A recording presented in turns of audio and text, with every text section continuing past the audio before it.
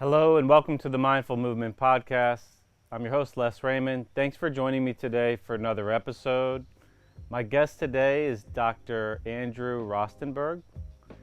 As you may be aware, if you've been listening to me over the last several years, I had a really tough time for several years losing my health to a combination of kind of a perfect storm of stress and mold toxicity and Lyme, which I know I'm not alone with. Oftentimes these things come together for folks.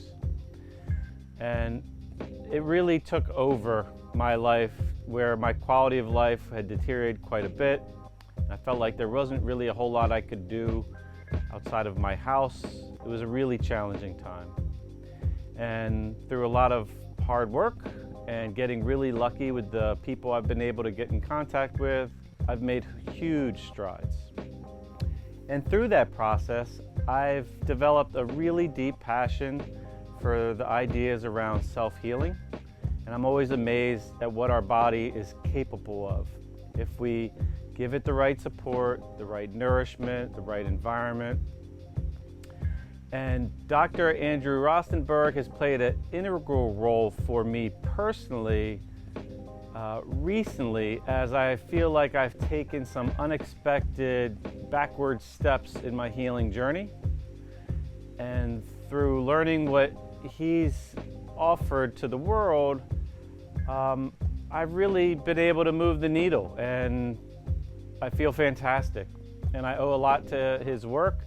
And what I'm amazed at is how simple the ideas were that he was presenting that wind up resonating with me, and then in turn my body really resonating with those very subtle interventions that allowed me to take many steps forward. So my hopes is, as always, to empower people to play a bigger role in their sense of well-being, and I'm hoping that you could find something in this conversation that allows you to maybe take a step that you've been waiting for. So again, I thank you for tuning in. I was really grateful to be able to talk to Dr. Andrew today, and I hope you enjoy the episode.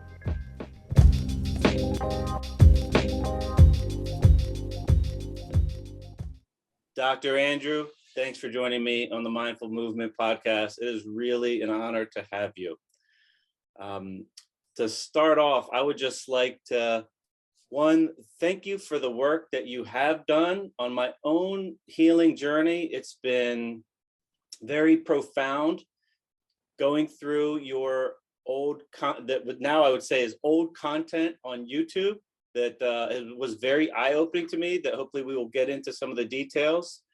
I was hoping we could start off by allowing you to kind of introduce yourself to the audience, what you're into, and maybe a little bit about how we got there. But I know time is short today, and there's some questions I have for you. So maybe we could do like the Cliff Note version. Hey, no problem, Les, and thanks for inviting me on. And it is kind of ironic that when I look at the content that's out there, as you've described, I'm like, man, it is getting a little old. It's like it's kind of, when you create something of value, I think maybe I can look at the music world, the bands that I grew up loving, that, you know, bands evolve over time, and the really great ones, they figure out a way to evolve and continue to bring something unique and creative to the space. So my name is Dr. Andrew Rostenberg, and I'm a chiropractor based in Idaho. And you might be wondering, what's a chiropractor doing talking about, genetic pathways and nutrition and things of this nature? And I would say you're not wrong to, have an assumption like that. But the thing to keep in mind is, what I love about my profession, those of you that have had experience with chiropractors, and, you might relate to this as well, is in the healthcare system, chiropractors are more focused on cause.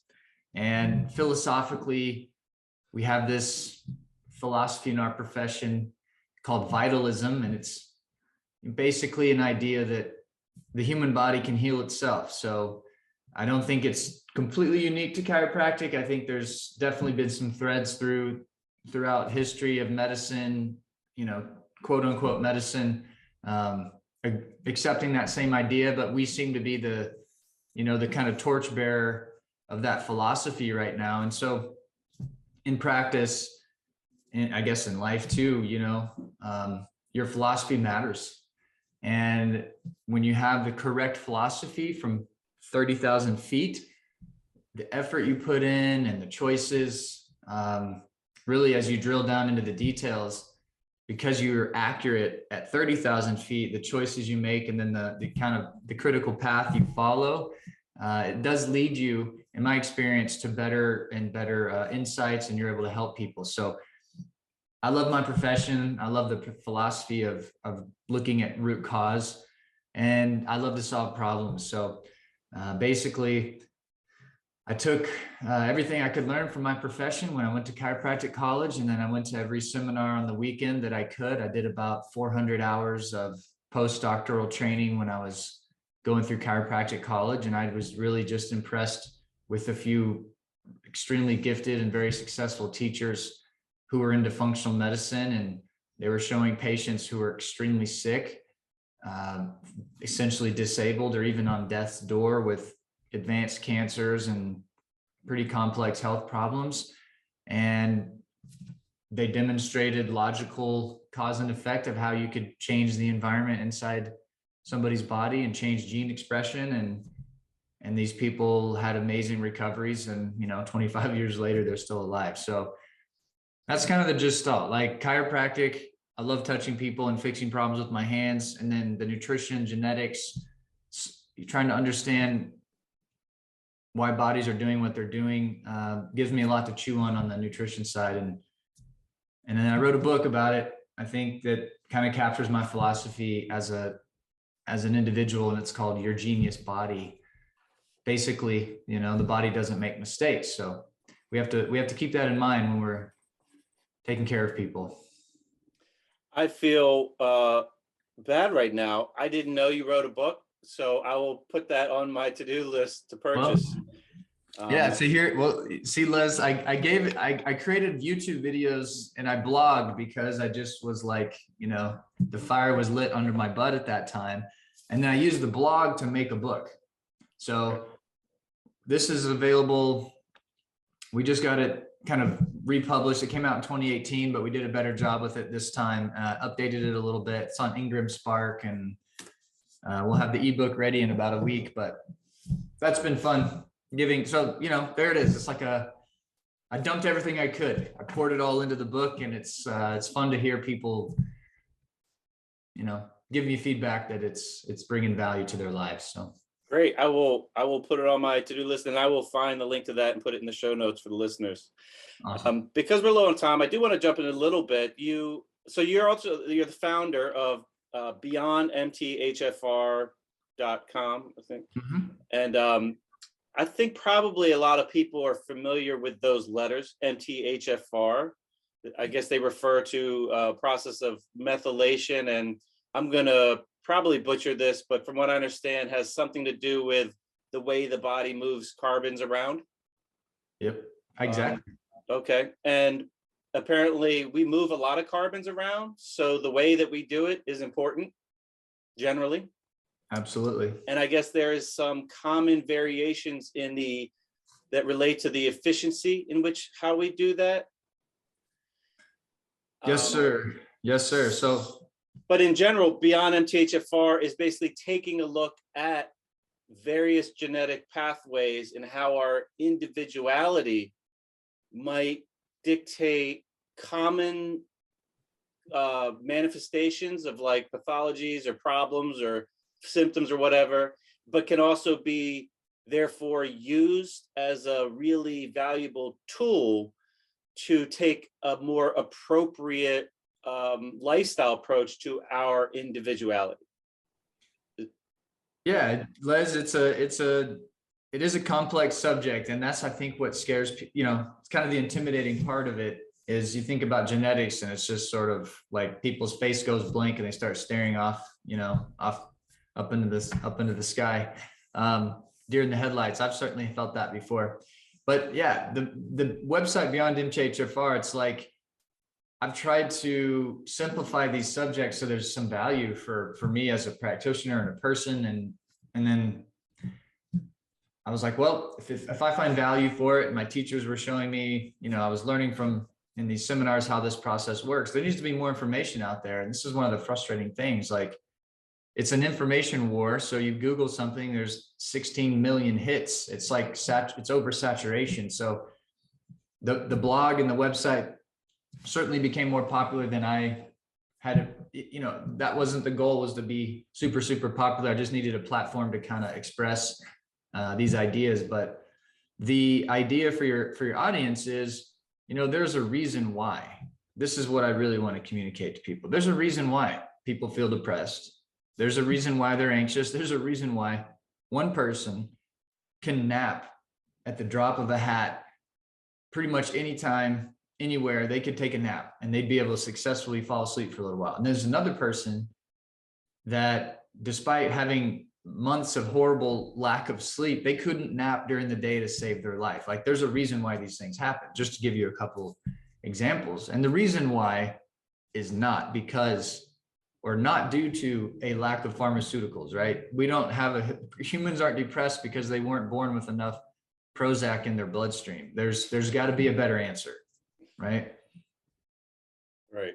So methylation, MTHFR is complicated, but it doesn't need to be something that overwhelms you, because when you bring it down to its essence, it's like this elegant process that can, if you get it right, it makes dramatic change throughout the whole system that you experience. I mean, it changes your brain, it changes detoxification, it helps with growth and repair, and it just like works on healthy aging. And so this is trying to answer that question: why do some families get cancer more than others? Why are some more depressed than others? Why do some have heart disease? Why do some people get addicted to drugs and have that like self-destructive nature going on? Is it just bad luck? Does God literally just roll the dice and say, haha, good luck, guys? That was fun. That was a fun little, snake eyes and double sixes for you there. You're screwed, I don't think that's not my belief. That's not my experience either. So let's talk about what should we talk about on that subject? How should we jump into that? You mentioned like the role methylation has, and one of the things, so I know that a big part of my healing journey was around eliminating a accumulation of toxins from, first of all, just being on the planet for a while. Like, our environment is like, we have detox systems that were like formed as a response to the level of the toxic environment that we've like been evolving in, which was like really, I don't want to say it was low. There's a lot of toxins that are just naturally occurring, but we had these systems developed to handle this like natural level. And then I guess there's been like a real acceleration over the last 100 or 200 years of the amount of toxic exposure, which is really a lot to ask for these systems like to adapt to that, like the liver, the kidneys, or the skin. Like the changes in these organ systems probably take a lot longer compared to other adaptations. Like, you hit the gym, if you're a deconditioned individual, within like 6 weeks, you could have like noticeably more muscle on your body. Like, it's pretty amazing how malleable some parts of our body are.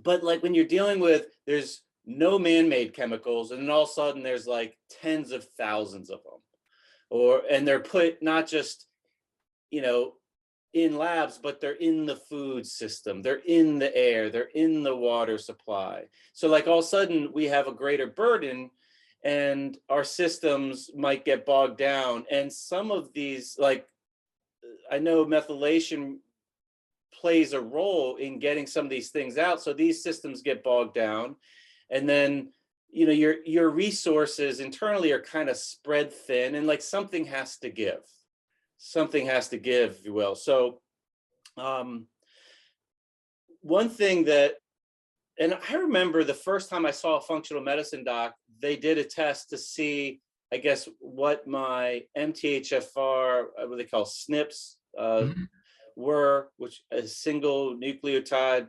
polymorphism. Did I say that right? Right. Okay. SNPs definitely easier. Yes. And she said something along the lines of, this means you're like 40% less good at this thing, this process. And it was like something as simple as take some B vitamins and take this kind instead of that kind. Like take ones that are already methylated to take the burden off your body. And, you know, it took very short period of time to be like, oh, that like jump started something. Like there's something to that. Like vitamins and minerals actually mean something. And but over time of being on the planet, getting exposure, all these things, then combined with like getting Lyme disease, which is more greater toxic burden, a history of alcohol, so like a chronic toxic burden, and then going on antibiotics for the Lyme, which eliminated a lot of the mechanisms that we have to get rid of stuff in general, get things that our body doesn't want on the inside to get it outside. And it was like a perfect storm to have a lot of symptoms manifest. And I went through a lot of like 2 steps forward, 1, 2, or 3 steps back, like roller coasters navigating this. And there were times where I made like a lot of progress and I couldn't figure out why. And I would try to like figure out what intervention was the magic one. Sure. Which is a really interesting process. And for those that like to tinker and self-experiment, you probably could relate to that. But I remember having my eyes really open to a nutrient when I was binging on your content that seemed to act, to my surprise, on many different pathways that seemed to be related to what I was dealing with. And it was something that was like, I've never really heard, like I've heard mentioned briefly. And I wanted to talk about that a little bit today. It's choline. And from what I understand, when I was learning about it, it was like it acts as if a B vitamin. And I knew at this point that vitamins and minerals were really important. And that like the reason they call it essential is because they're essential. Like a deficiency in any one of them will lead over some period of time to some problem. Like you're dying a little bit early for some reason. It could be an hour early or it could be a decade early, but like you need these things.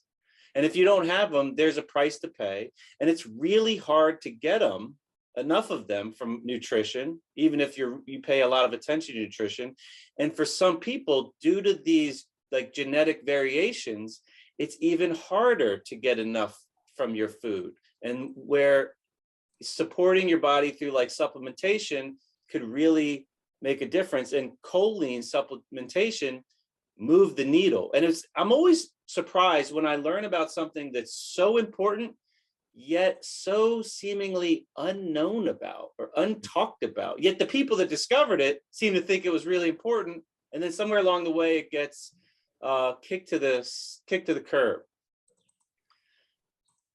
Well, you know, choline, it's like what you're mentioning, Les. Choline is basically a B vitamin. So for the listeners out there, you know, you have B1, B2, B3, and then it skips, goes B5, B6, you know, skips. You get B7, you don't have a B8, you have a B9, there's no B10, there's no B11, there's B12.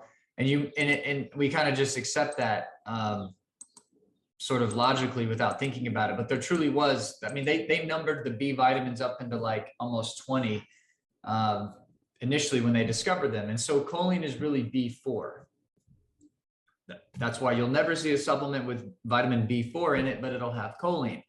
And just like the other B vitamins, it's essential for life. So, you know, vitamins are basically these compounds that run our machinery at a cellular level. They're cofactors for chemical reactions.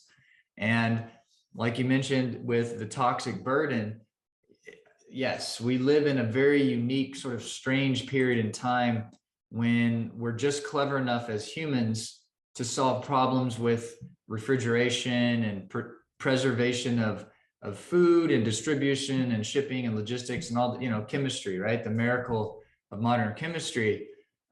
There's kind of a flip side to that coin too. There's this toxic burden that we're exposed to. So every molecule of, formaldehyde that we get, that off gases off of our furniture, or the phthalates that are in the carpet that are, or the furniture that we purchase, that's a flame retardant. The government says you have to have phthalates on it. You can't have it burned down, supposedly it'll prevent the house from burning down as quickly.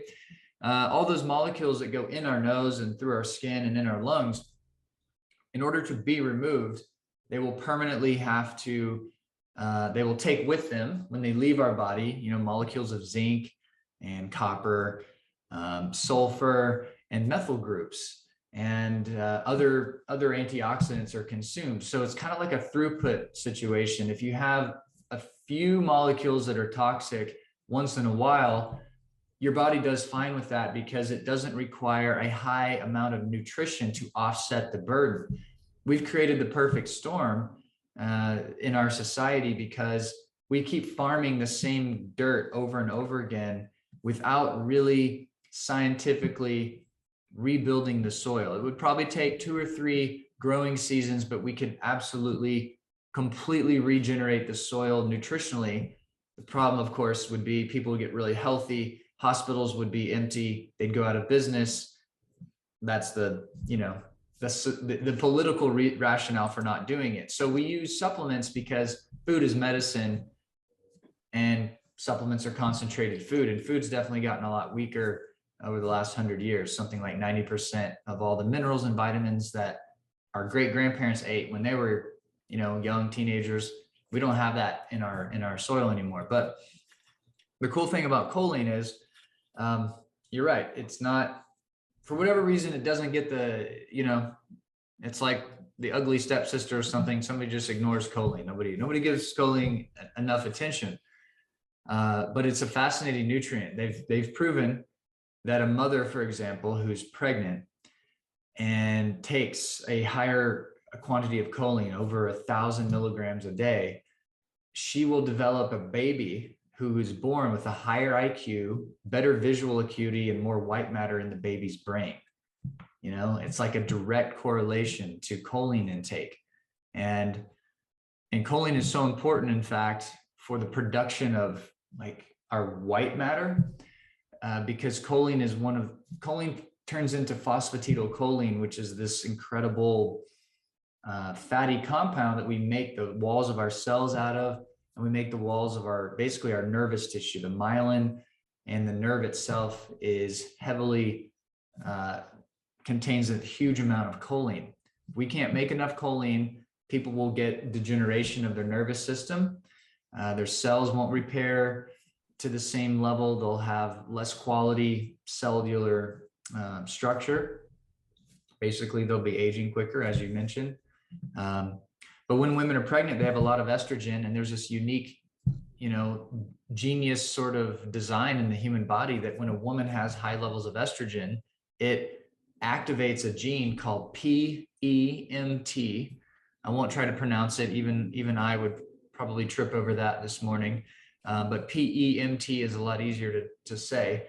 And that gene just pumps out massive amounts of choline, because when a baby's growing, the most important part of the human body is the nervous system. And when a baby's growing from scratch in utero, you need a lot of choline to build this nervous system. So mother has a lot of estrogen turns this gene on, and the gene pumps out choline. So men, in fact, are much more susceptible to choline deficiency in our diets than women, because we don't have that high level of estrogen. So you see a lot of fatty liver in men. You see it in women too. That's another symptom of choline deficiency. And that's because choline helps both like metabolize fat and also synthesize fat. So it makes the fats you need, like the myelin material, like the cell membrane. Also, I think it's involved with making bile, which is like a very important substance in our body. But then it also plays a role, I think, at the liver, of breaking down fats or getting rid of fats. So if you're sufficient, you'll get kind of an accumulation at the liver of fats. Yeah, your body's really smart. So we overconsume. So let's take the alcohol component, right? And I've had moments in my life when I drank more than I should, and sometimes people, take that to an extreme. Alcohol is a sugar, so your body converts sugar calories into triglycerides because the body's really smart. It says, holy smokes, we have all these calories coming in starch form, carbohydrate, baked potato, pasta, cookies, cake, bread, etc. That's way more than I need. And I'm going to convert this glucose molecule, this starch that I've broken down into glucose, I'm going to convert it into a fat. So it turns it into a triglyceride. And a triglyceride has to be packaged into like a cholesterol molecule in order to leave the liver. And what you're describing right there, Les, is choline is the necessary rate limiting ingredient to build a ball full of triglycerides so that your liver can get rid of it and ship it to the rest of the body, because our blood is water soluble, right? So it's watery in nature, and fat and water don't mix. Yet the workaround is to create choline molecules and create phospholipids out of choline, and that allows the fats of different kinds to safely move around in your blood without, like creating a big fat glob and creating an embolism or a stroke. So that is pretty important for human. That sounds important.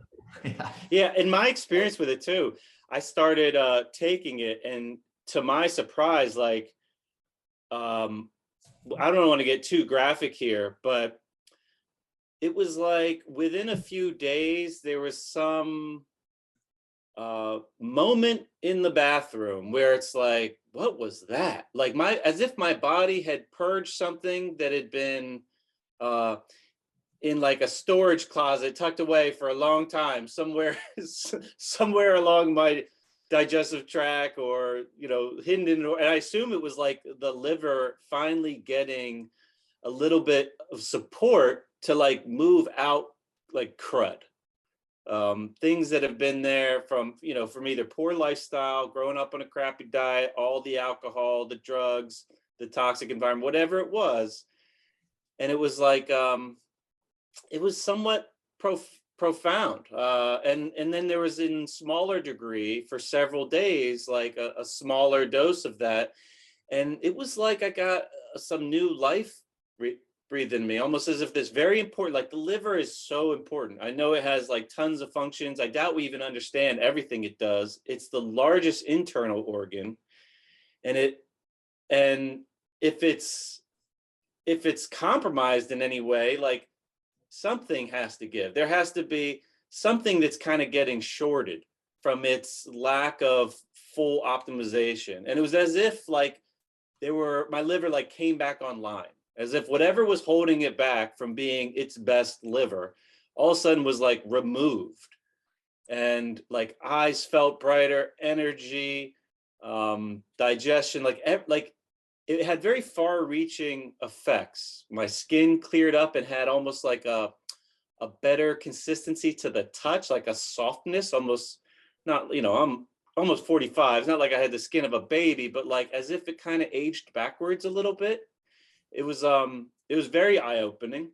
And it was a big moment in my house. We talk a lot in my house about this stuff. And then my daughter, she's always like willing to tinker. She's like, what's dad working? What's he taking now? She sees something new in the supplement counter, and she's like, should I take this? And I'm like, I don't know. Like, I always say, educate yourself, do a little research, and she experienced the same thing, and she's young. So it probably wasn't the degree I did, but she didn't really have symptoms. But she said she started taking it, and a few days in, it was like, well, that was interesting, coming out of the bathroom in the morning. Like, what goes on there? Do you think that because you're deficient, stuff accumulates, and then when you get this like surplus, your body's like, oh, I finally got what I needed. Let me let me turn on all these things that I've been waiting to turn on. That's my impression. I mean, what you're describing, Les, would, if only we got that kind of same experience with all the vitamins that we take, that would be an awesome thing to experience. I remember in chiropractic college, I was first getting into supplementation, and I literally remember my brain turning on chewing B vitamins sitting in lecture, like the third or fourth month of a 3.5-year program. And I'll never forget that feeling of giving myself, support for my own methylation system, which for the similar reasons, growing up, eating garbage diet, I was a chronic meal skipper, real stressful kind of dysfunctional home life. And then I was always I'm like a type A Leo person, my birthday's August 4th. So I can't just do things and just enjoy them. I have to go completely 100%. I'm trying to learn to grow out of that a little bit, learn a different approach, but good luck with that. Yeah, good. Yeah. I'll get back to you on how that works. But yeah, I remember my brain turning on the moment the B vitamins hit my mouth, and I was like, wow, this is really, it's something I'll never forget. But the body, I've worked with a few thousand patients. I've had about, 20,000 office visits over 10 years. And the takeaway at this point, your bodies are really, really smart. They do not make mistakes, and they triage perfectly. So what I really respect, I read the news, and I'm a diagnostician. I love functional medicine. I love relationships of how things work together. And so there's plenty of things in the world to get stressed out about and bring you down. But working with people and seeing how their body works and realizing hey, this body in front of me is literally doing the exact correct thing every second it's alive. There's no error. It doesn't make mistakes. It's not vindictive. It doesn't get you back on Monday for what you did to it last Thursday. It doesn't play passive aggressive. And it's just, I love the working with that canvas, if that makes sense. So choline though, so if we tie it into methylation, one of the reasons why you can feel such wide-ranging improvements from choline is not only the limiting ingredient to make cholesterol and move it into the blood, it also changes the recipe of bile. So bile is supposed to be the consistency of what Dawn dish soap would be.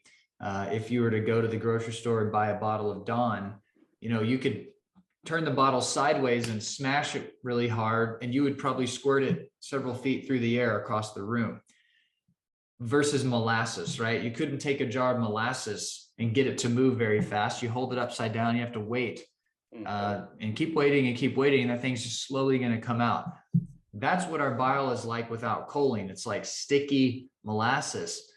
And when you start to take choline in and get the right amount for your body, it begins to thin the bile. And so the body is a lot more effective at producing bile and getting it to exit the body. That's probably one of those bathroom moments people notice. It might make your stool darker. Actually, you might see a green color, because the only reason our stool looks brown is from the release of bile. So if you start changing bile function through choline supplements, you might notice light tan go to dark mahogany. You might notice some of those changes, and that's to be expected given how it works. And bile, can we double click on bile here a little bit? So I've heard this referred to as the liquid gold, its importance in the body. So you mentioned dish soap, and if I understand this right, it's essentially the emulsifier that allows us to take what's generally a fat soluble toxin and integrate it with more of the watery systems of our body that we use to get rid of things, whether it's through the colon or through the kidney or through urination. So bile plays this role to help emulsify the yucky stuff, to help move it out. But from what I understand, it's kind of expensive to make. So we have, like you said, there's no waste. So we have our own recycling process so that we're not making a full new batch every time we move something out. Only a little bit gets moved out, and then some gets kind of recirculated. So if it's not of good quality, like consistency or viscosity, or like it doesn't have that dish soap feel, that that crud that's in it that didn't get out gets essentially recirculated and kind of retoxifying our body, in a sense, in this like feedback loop that we have, where we don't want to waste it because it's just expensive to make. I mean, it is expensive, and yeah, we absorb about 95% of it. So if we released an ounce of bile at a meal, then you'll reabsorb 95% of that, and only 5% will go out when you have a bowel movement. So that's also why, so bile being released from your liver is what we would call phase 3 detox. So you kind of alluded to it earlier. We have phase 1, that's the analogy would be lighting wood on fire in your stove. Phase 2 is making, or your wood stove. Phase 2 would be making sure the smoke and the toxic fumes go up the chimney while the heat just stays in your house and is what you get the benefit of the heat without the toxic smoke. That's phase 2. Phase 3 would be somewhat analogous to cleaning up the ash that's left behind from this process and physically putting that out at the curb or mixing it into your compost pile out back, and it's out of your house. So bile is really phase 3, like emptying your bladder is phase 3 because it's physically leaving the system. And same with bile. Whatever gets into your gallbladder never goes back into your liver. It for all intents and purposes, what's in your gallbladder is analogous to, the dumpster outside of a fried chicken restaurant in your downtown area where you live. Okay, it never goes back into the kitchen. But it doesn't mean that the dumpster gets emptied correctly. You can still have problems out of the dumpster that it can make the restaurant problematic, Yeah. So I have to come up with analogies, man. When we talk about this stuff, it's I don't have confidence that I've communicated well to my patients talking the scientific language. So I'm always looking for metaphors. No, but that's useful. So the liver makes it, it's stored in the gallbladder. When you eat fat, your gallbladder is like a little pump. It squirts some out so that it could work that fat. And the idea is all the bad stuff that comes into the system, we're using that bile, among other things, to get it out. And if that's compromised in any way, you have some kind of stagnation. You have some kind of restriction of the general flow of our human system, and there's likely to have some consequence to pay over time, of not if but when. And there are certain nutrients at the core to all those processes that not only are super important, they're just generally unknown. They're just not, like, some of them might be outright disrespected, like they're just kind of forgotten. And choline is one of them. Like, I know when I think of vitamins and minerals that have really moved the needle for me, magnesium is also like stuck out. Whereas, like, once I started taking them, like, how did I ever live without magnesium? Like, a little extra magnesium. I don't know if it's because the soil's depleted, like you mentioned, but or maybe I'm just not eating enough of the right foods, but clearly I am better off if I supplement that. And I'm just always amazed that, of how much that could mean for me. And I wonder about all the people out there. Like, I know there's so many people that just don't feel their best. They don't know why. And like here, a big thing here I've repeated many times is I want to empower folks to play a bigger role in their sense of well-being, whatever that means for them. And nutrition is like such a big lever to pull when doing that. And we're generally uneducated. And I find that your resources are very useful to kind of educate the self. And there's plenty of, books and other resources out there also, or working with the nutritionists. And then the interesting part that you seem to be intertwined with is how that genetic variability that we might have relates to what vitamins or minerals might serve you better. Like you mentioned, choline being related to a rate limiting step. So like all these, we're like a system of systems, and every little system has kind of some flow chart essentially that's like taking place where, you know, you eat a food, you break a protein down to amino acid, and then that amino acid goes down some kind of pathway to turn into, let's say, a neurotransmitter that makes us feel a certain way or motivates us to do something. But every step has like these different parts, like the cofactors that allow some kind of action to potentiate to the next step. And everybody could have their own unique little bottlenecks due to the variation of the genetics. So taking a look at those pathways and then using your expertise with like whatever data points you have around symptoms and such, you could maybe not guarantee, but you could at least come up with something that's like worth trying. Like there's a good chance that, you know, this could be a rate limiting step in your process for you know, this system in your body. Let's try supporting it and seeing what happens, and supporting with something that already natural. It's not like you're taking some lab made pharmaceutical. It's just look at what the body naturally is made to use to support this, and like let's just give it a little extra. And if you're missing it and then you give it, there's a good chance you'll get some kind of signal. You'll have some kind of barometer to say, oh yeah, that helped. And I've experienced a lot where I've gotten nothing. Like I've spent a lot of money especially when I was sick and I was in the I'll do anything to feel better phase. Money doesn't have the same value as it used to, and I'll just spend money on trying things. And I would say the majority of the things I tried, there was no signal.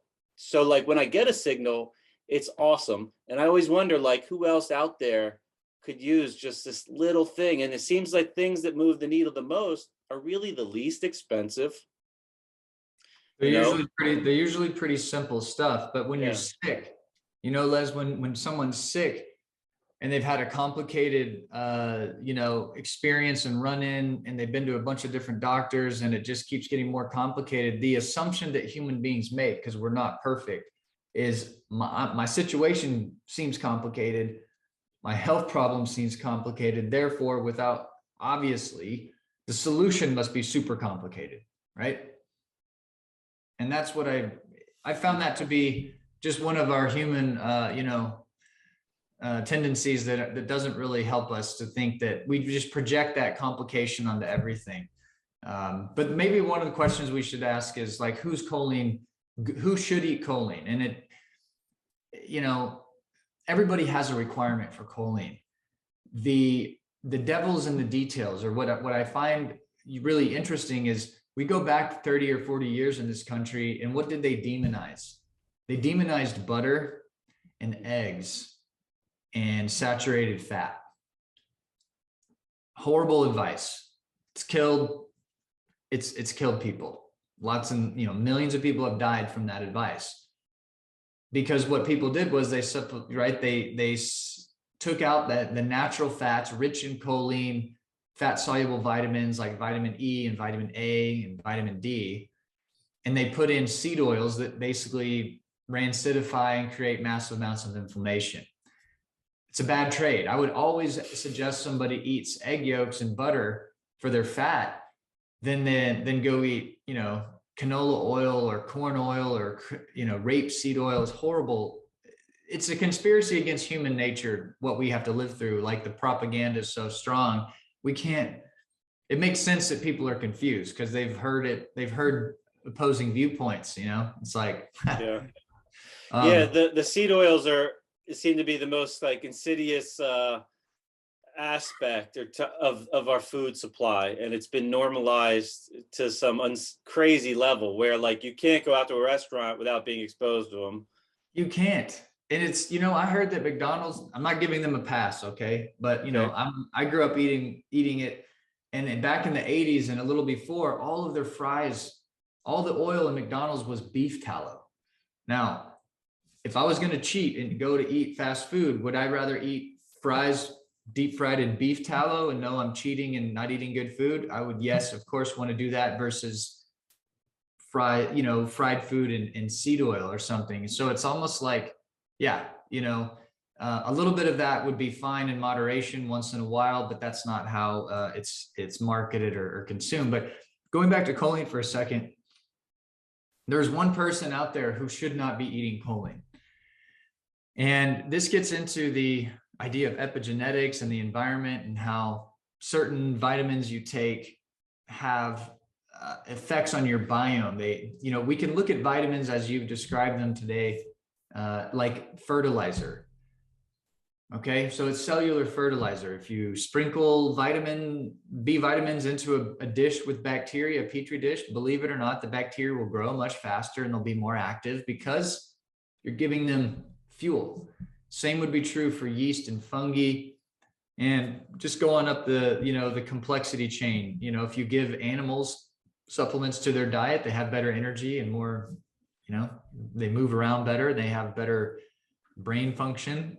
And so do we. But if you have a problem in your gut, like you've been exposed to antibiotics and you grew up in America eating standard American food, stressed out, taking antibiotics for the ear infections and the seasonal cold that you have several years in a row, et cetera, which is pretty common. Choline is rocket fuel for cellular function. And the question is, whose cellular function? So if you have these bad bacteria, these more aggressive kinds of bacteria in your gut, and you eat, grass-fed beef, and you eat seafood, and you eat a bunch of, healthy, even, local, organic, free-range eggs, those are high choline foods, but your gut isn't healthy. Over time, if you eat rich like that, it does increase the risk of cardiovascular disease because the bugs are eating the choline, converting what is supposed to be a vitamin into a toxin.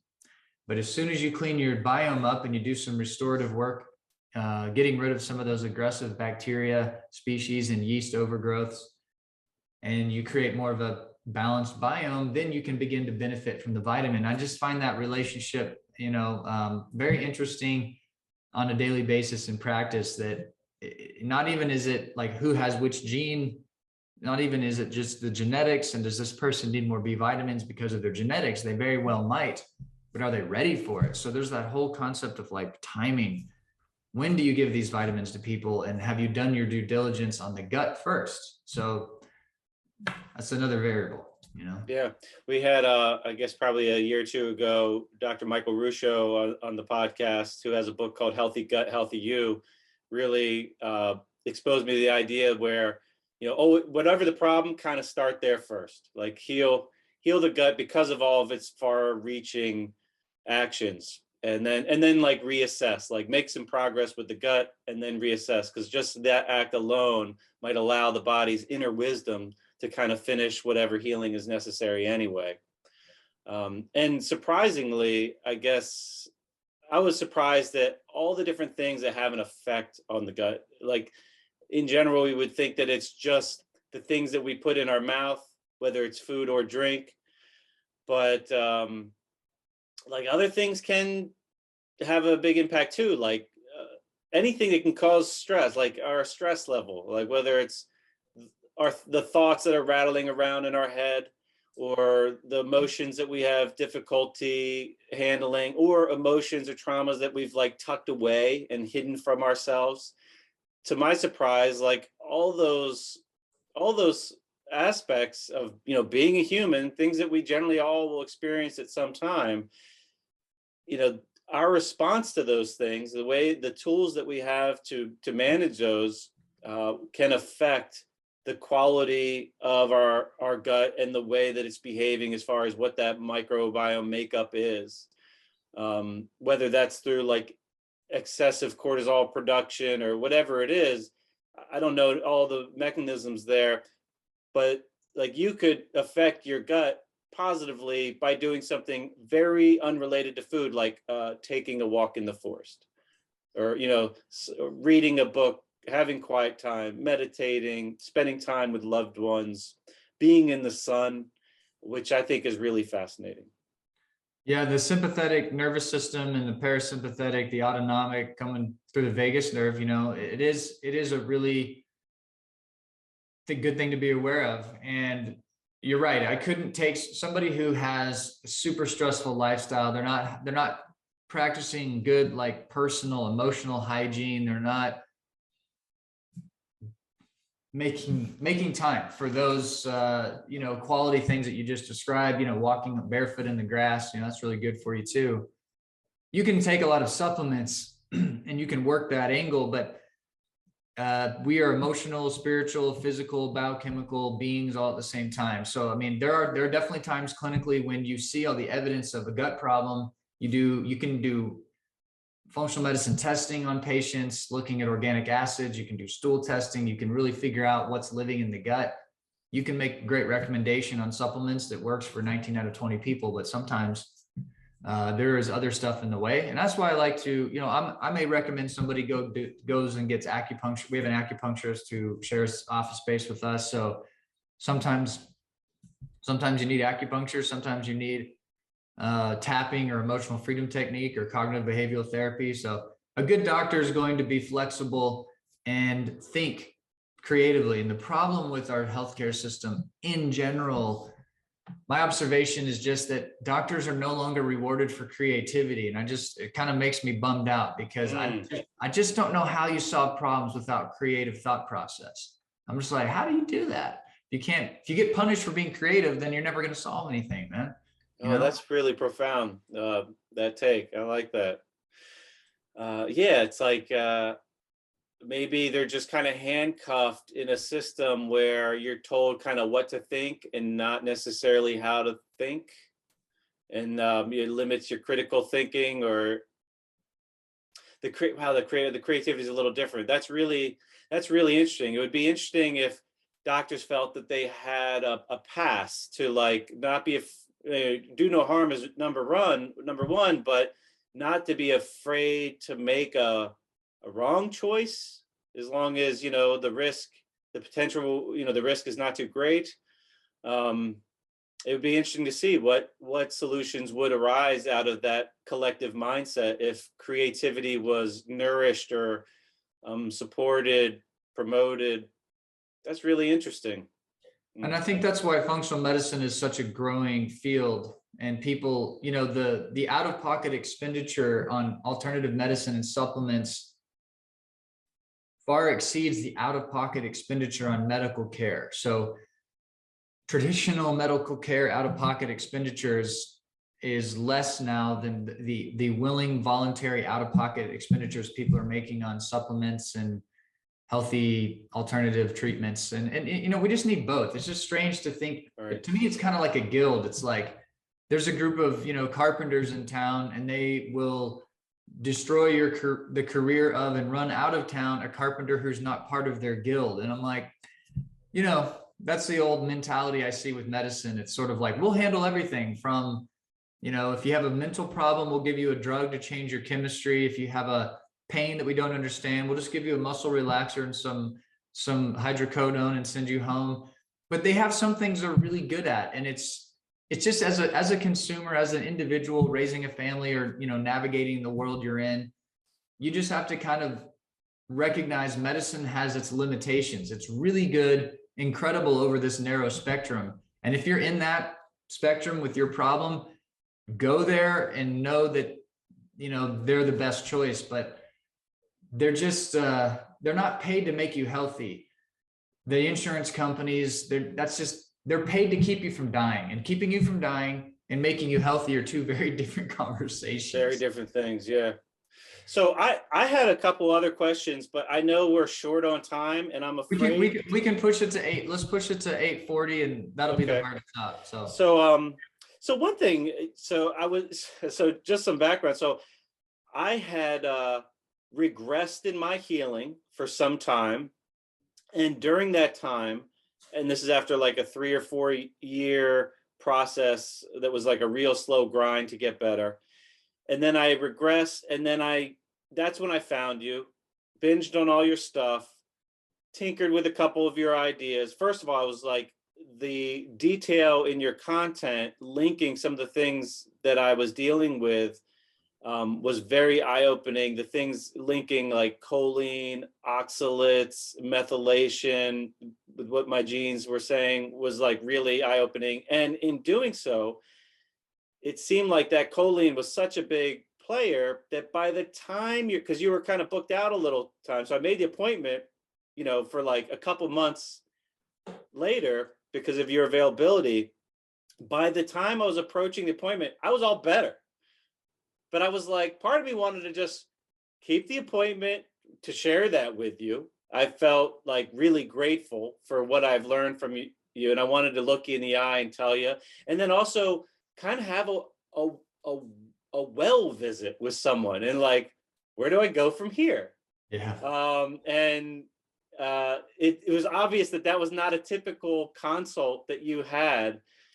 Somebody that was feeling great. And then it's not typical, but it's nice for a change, Yeah. So I was grateful that I could be that change for you. And I remember asking you like, so what's new for you? Like what's interesting? And you had mentioned a product. And honest, full disclosure, not the least expensive. This is not like a vitamin or mineral, but at the very least, it was interesting enough to me to give it at least a try. I think it's called Life Wave. And the mechanism of it, I found very interesting because I've kind of been obsessed with like light and its role in our physiology. And I'm kind of become a sun worshiper to some degree. And you mentioned that there's this sticker that you could wear. It's not even a pill that and you could clarify, but it uses your body's heat to activate and then shines a light on you in a particular spectrum that activates this particular pathway that plays a role in the creation or development or stimulation or whatever of stem cells. And I put one on my belly, which hurt like a mother taking off later that night because I have some hair on my belly. And I had trouble sleeping that night. I had so much freaking energy. I didn't know if it was placebo. I was like, is this real? Like, I was talking to my wife, like, something's really crazy. Like, I didn't expect anything, at least because I think what I read was like, give it a few months kind of thing and see what happens. But the first couple days, I had such an intense, it was so much energy. It was a little anxiety producing. And then that seemed to have settled down. I don't know what I've noticed yet. I haven't been super consistent. I went out of town a few times and didn't bring it, but I bought a 30-day supply of these little stickers. Can you tell us a little bit about what these things do and what you've seen? Absolutely. So, the danger in getting good at something or having experience as time goes on is, in the beginning, it's a steep learning curve and there's all this new stuff. But when you really sink your teeth in and try to really understand functional medicine and take the buffet, take the survey of what's out there, at a certain point, you don't always find new stuff. And that's okay, because there's always more to learn. There's lifetimes worth of learning. But to the point that you asked me, hey, what's new? Well, when I was going through my training with functional medicine and, with these doctors who were traveling all over the world, treating the sickest patients, I never heard a single solitary thing about copper peptides. It's like never mentioned, it was never brought up. And a couple of years ago, a colleague of mine, a friend, a chiropractor, and natural medicine doctor that's works in the same town as I do. He's kind of a mentor. He dropped a few of these patches off, and he just kind of dropped them off, said, hey, check these out. These are pretty cool, and he sat on my desk for a few weeks. And in typical Dr. Andrews style, I'm like, well, I don't know what to do with something until I know how it works. I have to take it apart, figure it out. So I dove into the subject, and it was really interesting. There's about 500 published studies on a copper peptide called GHK. And GHK was discovered, right around the time when stem cells were discovered. And stem cells were discovered by two Canadian biologists, PhDs, in 1961. So right around the time DNA was figured out, they figured out stem cells. And stem cells, of course, are the blank kind of canvas that can become anything, right? It could literally heal the cuticle in your thumb. if you smash it in a door, or if someone were to have Parkinson's or have a spinal cord injury, there is evidence that stem cells can become new neurons, new myelin coverings, new retinal cells. I mean, this is what they're capable of. A really powerful idea to have a blank slate cell that can become anything. So they were discovered in 1961, and most of the research, like the vast majority of all the research, is done and invested in by the cosmetic industry. And it makes sense, because what the cosmetic industry figured out was, they said, wow, okay, GHK is a copper containing peptide, a little chain of amino acids with a copper molecule. And when it's put into a cell, or when a cell is exposed to this, the cell makes stem cells. And they're like, well, that's good for us because we sell beauty and anti-aging. And if we can get a cream that has this GHK in it, and we can have our clients rub it on their face over their wrinkles, after doing that for a few months, the wrinkles are going to go away. And it's not a gimmick, and it's not marketing. It's literally because the cream that you're buying from these cosmetic companies has this peptide in it. It soaks into your skin, and then you make new collagen, new fibrin, new elastin, the old cells are killed, new cells are planted. It's pretty amazing. It just happens to cost $275 a month for that bottle of lotion. And it's only going like where you're rubbing it. And then you have the other side of the equation. You have stem cells that some of your audience, I'm sure, are familiar with, that are used in an injection, and those are hard to harvest. There's some ethical problems with it.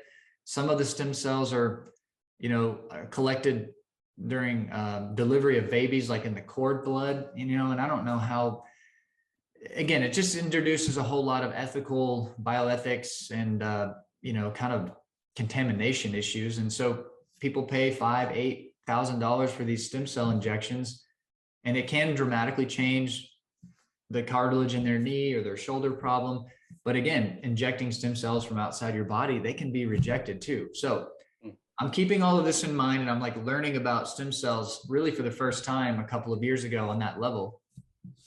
And this little patch is sitting on my desk, and I'm like, okay, so how does this thing work? I get that people inject it, and I see that there's, products that you rub on your skin. What happens is what LifeWave did, and I should say they've been around about 20, 25 years, and the inventor has developed a technique of creating organic compounds made out of like organic salt crystals that basically the material on the sticker doesn't transfer into your body, right? It just sits on the top of your surface of your body.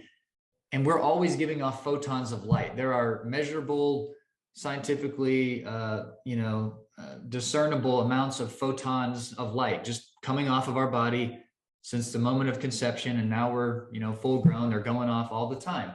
So those photons slam into this material on the sticker, and then they bounce back into your system with a new vibration, which is simply an instruction to increase the production of GHK, not under the sticker, but everywhere. And it's a little left field, you're thinking, wow, light bouncing through me and changing my behavior of my cells. But as you mentioned too, Les, like it's no different than listening to a song and feeling chills go down your body, or getting out in the sunshine, and your mood and your whole mental space shifting within just a few seconds of that light hitting you. If we're really honest with ourselves intellectually, we're having those experiences all the time. And so GHK, in terms of a tool in my practice, what I think it could be interesting for your audience is, there's people out there who, I see really sick patients sometimes, right? I see people who they are unable to function. They've been disabled for decades because of their health problem. It might have been chronic mold and then Lyme on top of it. And they may have been bedridden for 6 or 9 months or even years. And they just, through their own like human spirit, they can get out of bed and start to function again, but they're really unwell. So we do all the functional medicine stuff we know how to do, and it makes them better. But in one example, this woman who I'm thinking of, she had gone through all the functional medicine cleansing and detoxing. She bought a Hocket machine for her house, which is like a huge investment. It's like a machine that you can look those up. They have red lights, they have infrared therapy, they're a sauna, they're an ozone generator, they're an amazing tool, but she was willing to invest to get better, kind of like what you were describing.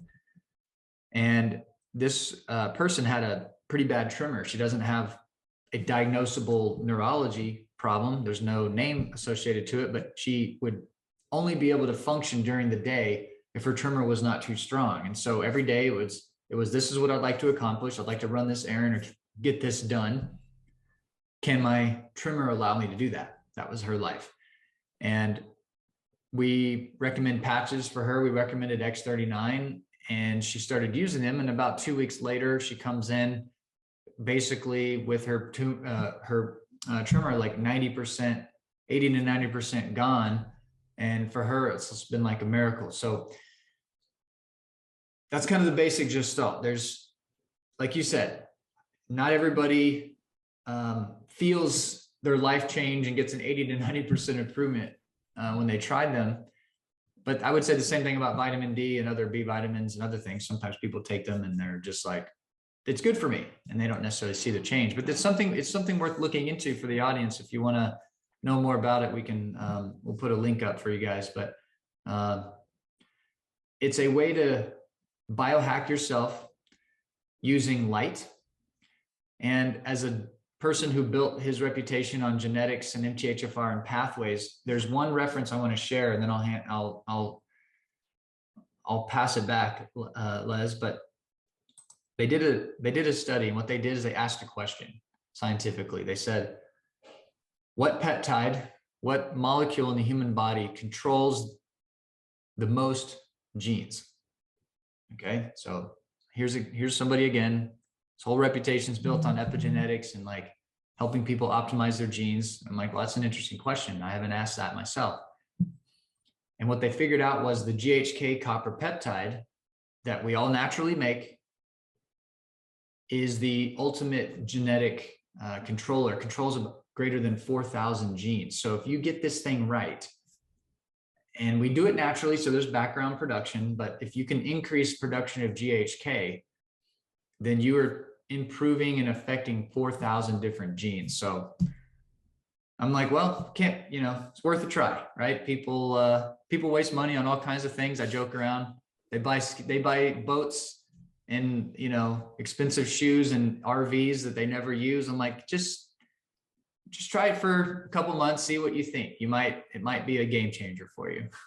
That's cool. And I assume that this is something that, as many mechanisms in our body, as we age, we just get less productive at. So you're just kind of giving a kickstart to something that's on its decline. Yeah, I mean, if you put it on your body and you've got this surge of energy, Les, like that's your health. You're a healthy human now, and so you opened up that channel. And it like overdrove, right? Like you got so much extra energy. It was getting in the way of your sleep. And it was like, well, I'm going too fast. That's what I noticed, and my wife as well. Like those first few times something was happening. And I think it's kind of the law of, we get used to the sensation. You put a ring on, you feel it on your finger for 2 seconds, then you forget it's there. We look at the GHK, these X39 patches, as they're called, as you just sort of an anti-aging process that just goes in the background. And they say the idea would be for every decade you're alive, you wear them for a month, and then you kind of get to baseline. And so if someone's 50, 5 months after wearing it daily, they'll start to sort of reverse the aging process. But it takes about a month per decade to kind of get you back to square one. So, well, I'm committed to give it a try. So I thank you for bringing it to my attention, and I'll share with the audience. So far, all I've noticed is the first couple of days, insane levels of energy, and then it dramatically dropped off. So I don't know what else to expect, but I'm going to give it. I'll give it a few months, and I'll keep you guys posted. And I also will try to put a link into the show notes if you want to learn more. And full disclosure, I think it's some kind of multi-level marketing thing, which I know turns a lot of people off. I'm not incentivized for recommending this, though I am interested in maybe, if it is what it says it does, I might be interested in that. But in my past, I found some of those multi-level marketing products to be stupid, and then also some of them to be like really exceptional quality. And I am hopeful and wonder that that's kind of what this is. And I get the impression that it is. I personally need a little bit more time before I'm going to like recommend it, but I definitely recommend at least learning. I'm always, If somebody has learn. an EMF sensitivity, we found that the X39 does really, really well. Like Interesting. we put cell phones on people and then call them, and we turn the cell phone on and lay it on their body, and we can do, biofeedback testing and other analysis, and you can just, their body's taking it like it's like a noxious stimuli. It's irritating their system. And then we can simply put a patch underneath the phone and it'll silence all that negative reaction. And one of the reasons is when you build Faraday cages and when you ground electrically, it's using copper wires. So there's something valuable about having these copper peptides in our system, kind of acting like a Faraday cage for our own system in this electronic world we live in. So I think it's worth learning more about. Yeah. Totally, I agree with everything. And it is, I guess, supplemental, because we can get copper. Ideally, you get copper through food, like by eating your liver once a week or whatever. There are foods that are high in copper, and generally they might not be the most popular foods. Liver seems to be kind of the ultimate multivitamin of some sort in the food matrix, and I think that is high in it, and most people aren't really itching to put that on their plate on a daily basis. But and maybe I'll do a little search of what other foods have that, just to learn more about the role of copper in the body. I don't think we need a lot of it, but the little that we do need, I think, is really important from what I understand. 100%. If you want to know a really good resource for research, it's the Linus Pauling Institute. Okay. He, probably the greatest American scientist of all time. The Linus Pauling Institute is at the Oregon State University, and you just type in copper Linus Pauling Institute or whatever vitamin you're looking at, and I think it's the best, succinct, easy to read resource. And I still go back and read it because it's just a great resource. But hey, Les, thanks so much for inviting me on, man. Thank you for coming on. I really appreciate it. Hopefully next year we'll do a part 2 and get to the questions I didn't have time to. Thanks again for all your help personally for me. I am grateful. And thanks for taking the time. And hopefully the audience out there has got some value out of it. All right, everybody, have a great day. Thank you. Well, I want to thank you again for tuning in. I, of course, appreciate your listening. I'm very grateful for all the support. If you have any questions or comments, then please send them our way, and I'll do my best to respond. And check the description for any links that we've mentioned in the conversation.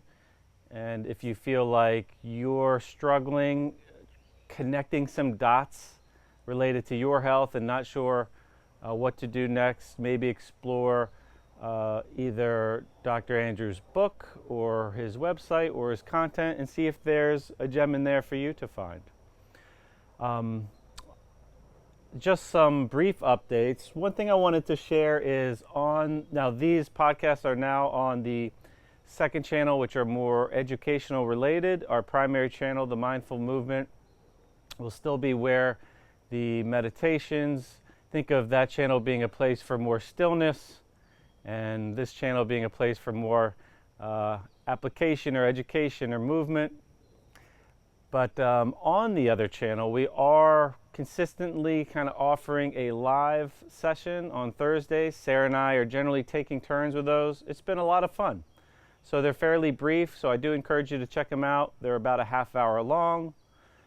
Sarah usually does some nervous system work and then a meditation, and I might present it more with a little gentle movement or stretching, followed by either some breath work and or some meditation. So please join us for that. And if you feel that you know someone that would benefit from the conversation you just heard or any of the content that we're providing, then we just ask you to spread the word. Thanks again for tuning in. I hope everybody has a terrific day.